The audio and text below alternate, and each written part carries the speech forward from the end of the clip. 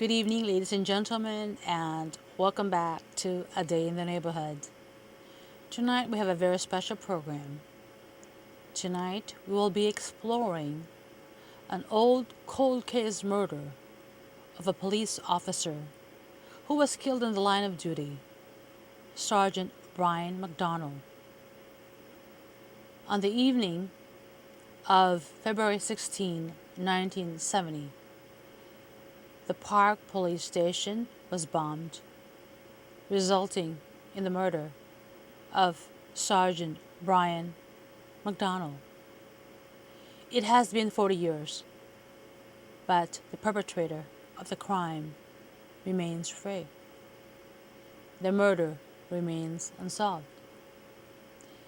Even though layers upon layers of law enforcement agencies, from local to state to federal, have investigated the case, and even though the FBI themselves allegedly have the wiretaps of the perpetrators implicating them to the crime, the murder remained unsolved.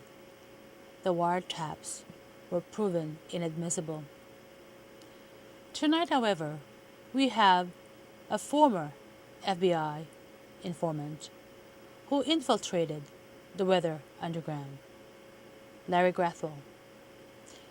Mr. Grathwohl, who infiltrated the Weather Underground, has testified under oath that it was the Weather Underground that Bill Ayers, at that time, had confided in him that Bernadette Dorn, then his future wife, was the person who placed the bomb in the Park Police Station, the bomb that killed Sergeant Brian McDonnell.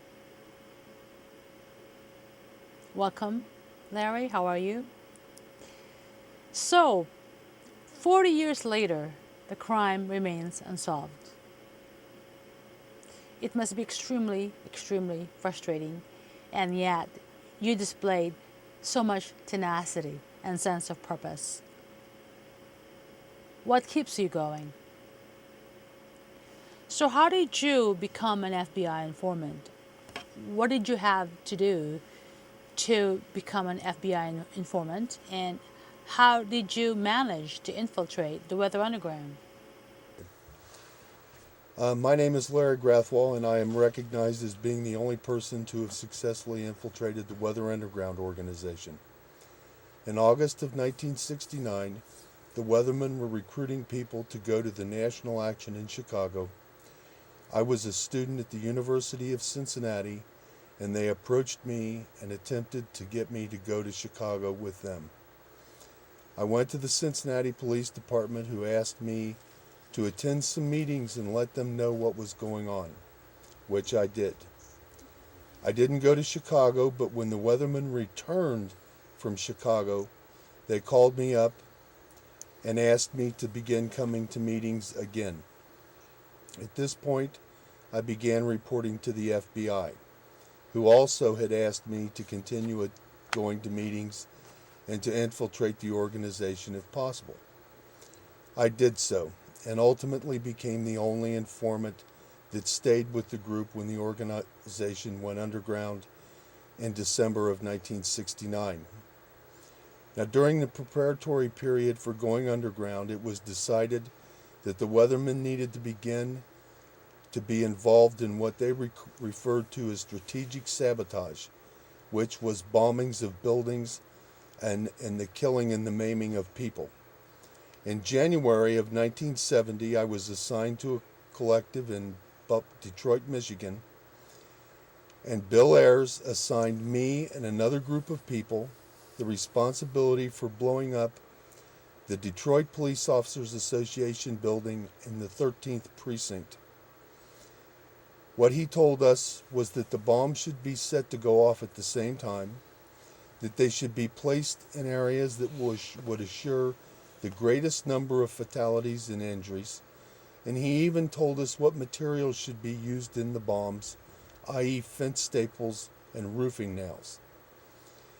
We went about making this plan for several weeks, and about 4 days before the bombing was to take place, Bill Ayers came to the apartment I was staying at, debriefed me in detail as to what we had planned for the Detroit Police Officers Association building. That was the one building I was assigned to, and he reassigned me to another collective in Madison, Wisconsin. I met with FBI agents on a Sunday morning in a hotel room. I managed to get away from the weathermen for a day, who were very irritated about having to take Sunday off and come and visit with me, and were rather adamant in wanting to know when the bombings would take place and who would commit them. I was certain that these bombings would take place. 4 days after the original date we had planned, a Detroit police officer noticed a package not moving down an alleyway and discovered 13 sticks of dynamite at the DPOA building. When they went and checked the 13th precinct, they found 34 sticks of dynamite on a window ledge. Both bombs were duds and didn't go off. So the story that Bill Ayers tells today about never intentionally injuring anyone or never intentionally wanting to kill anyone is simply not true. And he denies that these meetings ever took place or that he ever told me that. And that is an out-and-out lie. I went to Madison, Wisconsin, and then later was assigned to a collective in Buffalo, New York. Bill Ayers came to Buffalo, and he began a criticism session of the group I was assigned to because we weren't active enough. We weren't doing any bombings. Again, the focus is on strategic sabotage. And the reason for this is that the weathermen believed that they were part of an international revolutionary conspiracy that was going to overthrow the government of the United States. They believed that. They thought that they were in a conspiracy with the Vietnamese, the Chinese, and the Cubans. And his criticism session of us that day in Buffalo, New York, was that we simply weren't active enough. We weren't blowing anything up. And he went on to say that it's really a terrible situation when the number one leader of the Weather Underground, Bernadine Dorn, has to plan a bombing, build the bomb, and actually place the bomb herself. And he was making a reference to the Park Police Station in San Francisco. I wasn't aware of this bombing. I had no idea that it happened. I had no idea that a police officer had been killed. I reported that to my control agent in Buffalo, New York, and went on to my next assignment in New York City. Later on, the townhouse explosion took place in Greenwich Village, and 3 members of the Weather Underground, Ted Gold, Terry Robbins, and Diana Otten, died in a bomb factory in which they were building bombs that contained roofing nails and fence staples. We have currently found out from Mark Rudd's latest book that the intent was to use those bombs at Fort Dix, New Jersey during an enlisted men's dance, the idea being to kill and maim as many people as possible, and that he, Mark Rudd, sanctioned this action because he felt that the United States Army deserved a dose of its own medicine. After my cover was blown in April of 1970, I worked with the FBI on several surveillances and studied some of the actions of the various terrorist organizations that were running around in the late 60s and the early 70s. We determined that there was a lot of groups taking credit for bombings who were obviously the weathermen but were using different names, such as the Red Guerrilla family. We also know that members of the Weather Underground Central Committee leadership were stationed here in San Francisco and actually had a bomb factory up on Pine Street. Bernadine Dorn's fingerprints were found in a houseboat over in Sausalito. My activity in this ended in about the late 1970s, I finished school, got a job as a manager, and while I kept tabs on Bernadine Dorn and Jeff Jones and Bill Ayers and Mark Rudd, I didn't pay a whole lot of attention to them until I found out about Barack Obama's association with Bill Ayers and the Annenberg Challenge in April of 2008. At that time, I began contacting various news agencies, bringing up the fact that Bill Ayers was, in my opinion, a terrorist and somebody who was totally unrepentant for the acts that he had committed in those years of the past. I would like to point out that I have been under oath before 3 federal grand juries, before the United States Senate. I testified at the Mark Felt Ed Miller trial, basically restating and reiterating all of the information I've just given you. I even wrote a book, Bringing Down America, which also details those events. My concern is that the person who ultimately became the President of the United States has a friend who is a terrorist, who is an unrepentant terrorist, who is a terrorist that says he doesn't feel that the Weathermen did enough, who says guilty as hell, free as a bird, isn't America wonderful, as he stands on the American flag. We also have an Attorney General who has been involved in the pardon of Susan Rosenberg and Linda Evans, who are known members of the Weather Underground. And now it's the Justice Department's responsibility to assure the prosecution of Bernadine Dorn if she is indeed the one who placed the bomb at the Park Police Station. As far as the politics of this is concerned, I have none. My only concern is justice for Sergeant Brian McDonnell. 40 years ago, that man died on February the 16th, 1970, while he was doing his job. And almost 40 years later, we have yet to brought the perpetrators for this crime to justice. 40 years is long enough. It's time to have justice. And if there are other militants involved, be it the Black Liberation Army, the Weather Underground, or anyone else, we need to find out who those people are, bring them to trial, and put them in jail.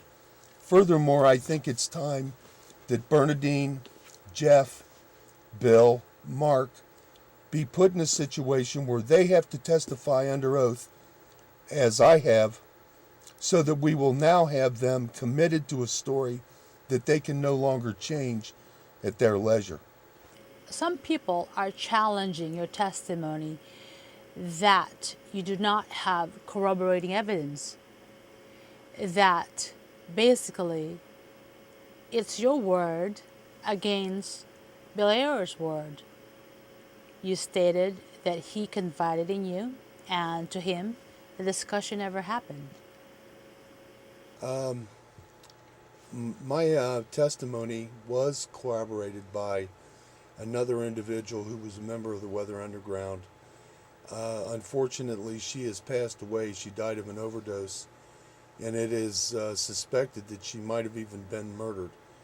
Her name was Karen Latimer, and she testified before a federal grand jury, and my understanding is that she corroborated almost all the information that I have supplied to the FBI concerning the bombing of the Park Police Station.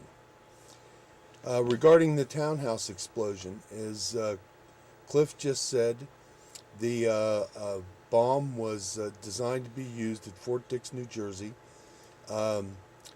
Terry Robbins told Mark Rudd that that's what the purpose of those bombs were, that that's where they were going to be used, and that's when Mark Rudd assented to those attacks on the enlisted club at Fort Dix, New Jersey. The two people that survived the townhouse explosion and were seen running from the building was Kathy Bodine and Kathy Wilkerson. Please take note that Kathy Bodine is again involved with the Black Liberation Army and the armored car robbery in New York, in which armored car guard and 2 police officers are killed. She ultimately goes to jail and then is released much later. Um, I was interviewed by the task force when it first came into existence, and by the task force I'm referring to the one here in San Francisco about 5 years ago that began looking into the Park Police Station bombing. I understand that they got diverted because of evidence they developed regarding the Black Liberation Army and the murder of another police officer by a shotgun.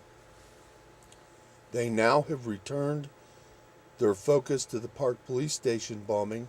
On a uniform, raise their hand and take an oath to protect us, and as Paul Harvey used to say, they stand guard at the back door of hell. And thank God for them, and God bless them. Did Bill Ayers acknowledge knowing you and having had discussions with you? No. Bill Ayers has acknowledged knowing me, but he has denied that we ever had the conversation concerning the Park Police Station. He also denies our ever having had the conversation regarding the bombing at the Detroit Police Officers Association building in the 13th Precinct. I have a feeling, however, that the investigative reports out of Detroit will show that Bill Ayers and myself were in Detroit at the same time and that we were meeting. I don't know if they have wiretaps of those conversations or not. One other point I think is worth noting is the reason that these charges have not been pursued and that these people weren't brought to justice years ago is because of the Frank Church Committee determining that illegal wiretaps and illegal entries were used by the FBI to gain certain evidence that was used to prosecute the Weathermen. Because of that, the entire case was thrown out. So none of the charges were pursued. Could you clarify what was your role in the FBI? Were you an employee or you stated you were an informant? What relationship exactly did you have with the FBI when you infiltrated the Weather Underground? I was an informant. I was paid $100 a week. And that was after the group went underground in December of 1969. When you released this information about Bill Ayers, did the FBI acknowledge that you were an informant, or did the FBI say anything about it? I'm not sure that I understand what you mean specifically. Did the FBI acknowledge that you were involved with the FBI during the time period? Oh, yes. They Yes, have. in many instances. I have letters from Kelly when he was the director of the FBI. Again, I testified at the Mark Felt Ed Miller trial, and during that, under the Freedom of Information Act, the FBI acknowledged the fact that I was working for them and was an informant that infiltrated the Weather Underground organization.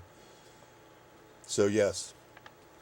So, under what condition did you meet Bill Ayers? How many times did you meet with him, and where and when? Well, numerous times. I met him in Cincinnati. I couldn't begin to tell you how many times. I met him in... Were they official meetings, or what circumstance? Were you having dinner? Were you having meetings in in some instant, one-on-one, or how long did your relationship at that point last with Bill Ayers? And please clarify again what brought the two of you together. the two of us were together because I was a member of the Weather Underground and assigned to a cell whose purpose was to commit acts of strategic sabotage as directed by the Central Committee. The Central Committee was Bill Ayers. Now, there were times when I met with him in locations and in situations that would have been considered more casual. There was other instances, such as in Detroit, when the cell I was assigned to was given a specific target and a specific assignment. That occurred again in Madison, Wisconsin. It occurred again in Buffalo, New York, and again in New York City. So, how about the woman Dorn, Bernadine Dorn. Bernadine Dorn? What Yes. sort of interaction or relationship did you have with her? Not as much as I did with Bill Ayers. I met Bernadine Dorn at the National Council meeting several times. Most of that was on a social level. However, there was some meetings that she attended during which the discussions concerning going underground and beginning these acts of strategic sabotage took place. I might also point out that it was at the National Council meeting that Bernadine Dorn gave her speech glorifying Charles Manson and stating that not only did they kill those pigs, but they shoved a fork in Sharon Tate's stomach and then they sat down and ate their dinner. God, it's horrible. What's the relationship between the Weather Underground and the Black Liberation Front, is it? Black Liberation Army. Black Liberation The Black Army. Liberation Army is actually a spin-off of the Black Panther Party. The Weathermen made great efforts to try to establish contacts and links between other organizations. As an example, the Symbionese Liberation Army, which they successfully did with Patty Hearst. Wendy Yashimura is a known member of the Weather Underground. But during the time that I was with the group, significant efforts were made to join up with other organizations, and the Black Liberation Army was one of them specifically. It's also important to note that there was an armored car robbery that took place, I believe it was in New Jersey, that was a combination action between members of the Weather Underground, i.e. Kathy Bodine, and members of the Black Liberation Army that resulted in officers being killed. How many police officers did they kill at that time? At which time? In New Jersey? Right. At least 2, and I think it might have been 3. I'd have to check. How about in San Francisco? San Francisco, there's one that I'm aware of, and that's Brian McDonnell. I understand that the BLA was involved in the murder of another police officer where he was ambushed with a shotgun, but I didn't have prior knowledge of that incident. Or any knowledge afterwards. No one told me about that. Donald, then so be it. However, let me point out to you that there's really 3 separate jurisdictions that become involved in this case. One is the United States Attorney General and the Justice Department, Federal Justice Department. Right. The other one is the state of California Attorney General and the California Justice Department. And the third one is the San Francisco prosecutor and the San Francisco Justice Department. You also have at least 2, possibly 3 law enforcement agencies involved. The San Francisco Police Department, the investigators for the California Department of Justice, and the FBI. What I want to see is all 3 of those agencies working together in order to process whatever evidence exists to the nth degree to assure that Officer McDonnell receives justice. If it turns out that we can't solve the case, then that's just the way it is. But I don't want that to become a political issue. I want it to become an investigative issue. And I think that's what Jim Parra wants, and I think that's what Cliff Kincaid wants. And I don't want this to turn into a reason to be attacking Obama unless Obama elects to make it one. When you speak of the FBI, in certain situations, the FBI have reported progress in certain investigations. And in this particular one, is it your feeling that they've chosen to have a gag order on it or keep mum on the whole investigation?